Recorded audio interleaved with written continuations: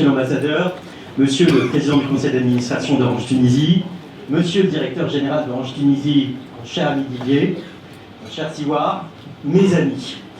C'est vrai qu'au-delà des discours officiels, je tenais à vous faire part véritablement de ma fierté et puis d'une certaine émotion. D'une émotion d'être ici à Tunis, ici parce qu'il y a 3 ans, bientôt 4 ans, nous avons fait effectivement le pari d'implanter un centre de compétences à Tunis. Pour Sofrecom, qui est une entreprise internationale, c'était un choix important, puisque nous visions l'excellence, excellence par rapport à la relation de nos clients.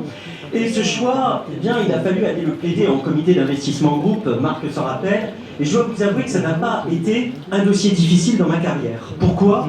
Parce qu'il était une évidence pour tous, que la Tunisie disposait des compétences absolument nécessaires pour justement assurer la satisfaction de nos clients très exigeants, puisque nous embarquons les clients du groupe Orange, mais aussi les clients en groupe. Et un élément très très fort, c'est que nous avions misé sur le haut niveau de qualification que nous trouvons ici en Tunisie avec les hommes et les femmes de Tunisie. Et messieurs les ministres, nous pouvons le dire, l'enseignement des universités tunisiennes, l'enseignement fourni par les écoles tunisiennes sont véritablement au rendez-vous. C'était une opportunité absolument merveilleuse. Le second point, c'est qu'il existe en Tunisie une implication très très forte des hommes et des femmes que nous avons recrutés. Je peux vous le dire aujourd'hui, la Tunisie, qui est la dernière née dans la famille Sofrecom, puisque effectivement nous n'avons pas créé de nouvelles implantations depuis la naissance de la Tunisie, et bien la Tunisie caracole en tête, pour ne pas dire la première, en termes de satisfaction client. Et c'est grâce effectivement à l'ensemble des hommes et des femmes qui constituent cette merveilleuse équipe sous le haut patronage de Siwar Farhat.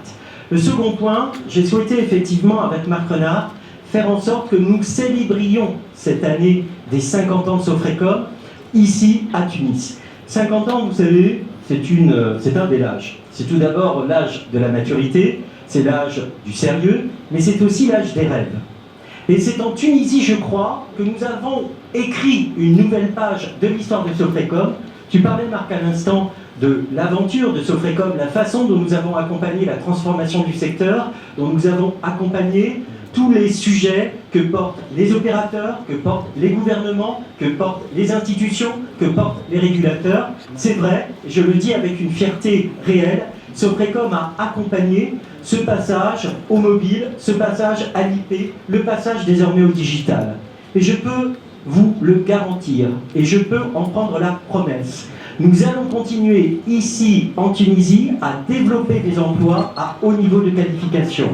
Preuve en est, nous avions effectivement promis un nombre d'emplois ô combien important, puisque nous avons commencé avec une petite dizaine d'ingénieurs, et nous sommes aujourd'hui à 300, et effectivement nous prenons l'engagement devant vous, messieurs les ministres, d'être à 500 d'ici à 2017.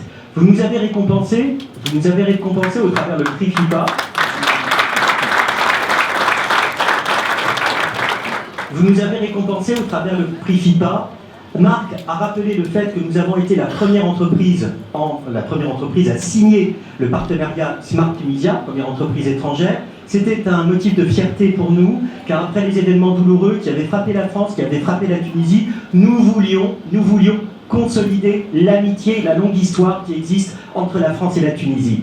Sachez que Sofrecom, c'est un groupe international. Ce que nous offrons aux salariés qui rejoignent le groupe Sofrecom, c'est non seulement un parcours de haute qualification, mais c'est aussi la possibilité d'être embarqué dans une aventure internationale.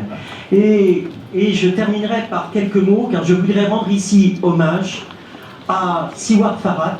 Siwar symbolise les valeurs que nous préconisons et que nous implémentons au sein de Sofrecom, à savoir véritablement une égalité homme-femme, car nous tenons aussi à ce que les postes à haute technicité puissent être ouverts aux femmes. Nous avons un taux de 30%, mais je ne sais pas, cher Siwar, on va encore s'améliorer. Et puis par ailleurs, je tiens à le dire, Siwar a su créer un véritable climat de confiance au sein de Sofrecom Tunisie. Avec Orange Tunisie, je tiens à remercier Didier Charvet, qui nous fait l'amitié, alors que c'est un grand jour pour lui, avec l'ouverture de la 4G, eh bien, de nous accompagner dans cette session d'anniversaire. Merci à toi aussi, Asma. Siwa est, je crois, le symbole d'une Tunisienne ingénieure qui pilote avec brio pour la satisfaction de ses clients. Et ce que je vous propose, c'est de l'applaudir. Elle n'a pas encore 50 ans, bien évidemment, mais elle a un total talent. Je te laisse la parole, Siwa.